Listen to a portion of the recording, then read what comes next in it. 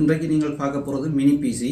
இந்த mini பிசியானது GMK tech அவங்களோட கம்பெனியில் உருவாக்குற நூக் பாக்ஸ் இன்டெல் இன்சைட், அதாவது சிபியு அவங்களோட இன்டெல். அதோட இப்போ பார்த்தீங்கன்னு சொன்னால் வந்ததுன்னு சொன்னால் அவங்களோட இன்ஃபர்மேஷன் கார்டு, அதோட ஒரு பவர் பேக். இதில் பவர் பேக் எப்படி கொடுத்துக்கிறாங்கன்னா சி போர்ட் இதில் கொடுத்துக்கிறாங்க. அவுட்புட் 12 வோல்ட் இந்த அடாப்டராக கொடுத்துக்கிறாங்க உண்டு. இதோட பார்த்தீங்கன்னு சொன்னால் ஒரு வாரண்டி கார்டு வந்திருக்குது.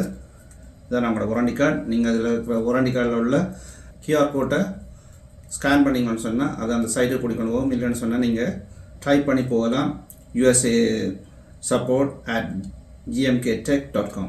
அதுதான் இந்த கார்டில் உள்ளது.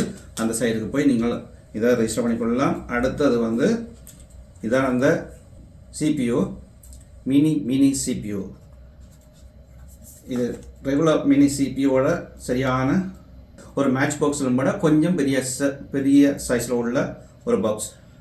இந்த பாக்ஸில் பார்த்தீங்கன்னு சொன்னால் என்னென்ன இன்ஃபர்மேஷன் அடக்கியிருக்கிறாங்கன்னு சொன்னால் ரெண்டு மானிட்டர் போட்டு பாவிக்கலாம்.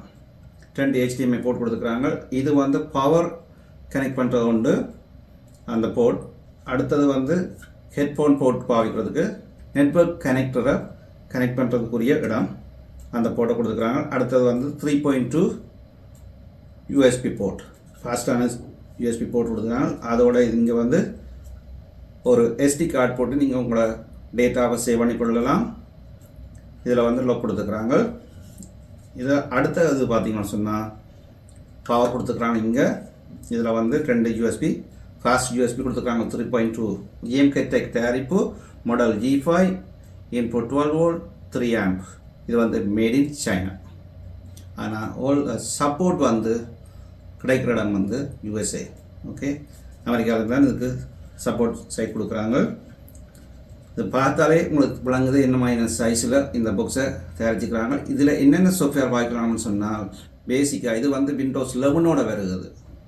அதோடு நீங்கள் உங்களுக்கு தேவையான வேர்டை வேண்டி இன்ஸ்டால் பண்ணிங்கன்னு சொன்னால் கண்டினியூவாக நீங்கள் உங்களோட ரெகுலர் பேஸில் உள்ள டைப்பிங் பார்க்கலாம், மற்றது டைப்பிங் செய்யலாம்.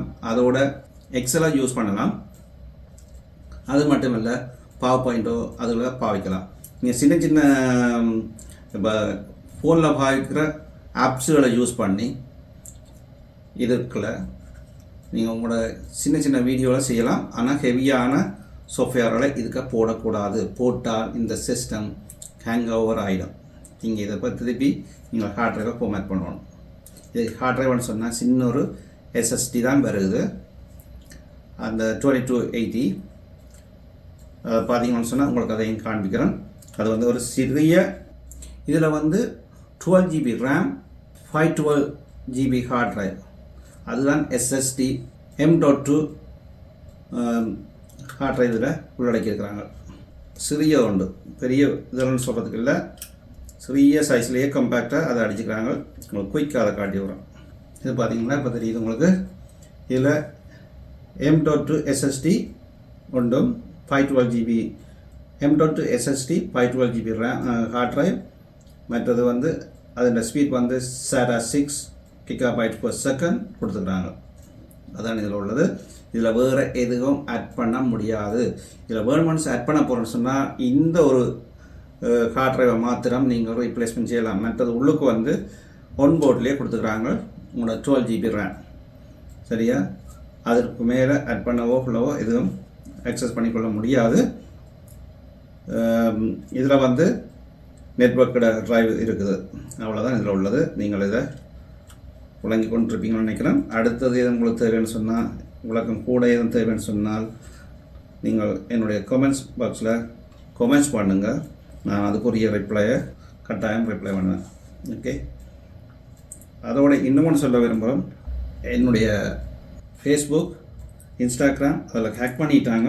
அவ்வளவு மனம் பொறுக்காத நபர்கள் இந்த நாட்டில் வாழ்கிறாங்கன்னு சொல்கிறத இப்போ பார்க்கக்கூடியதாக இருக்குது. நல்ல விஷயம். அவர்கள் தொடர்ந்து அவங்க தங்களோட பணியை செய்யட்டும். அவர்களுக்கும் அதே இது ரிட்டர்ன் ஆகும்போது தான் அவங்களோட மனதும் எப்படி இருக்குமென்றதை பார்க்கக்கூடியதாக இருக்கும். நன்றி மக்களே.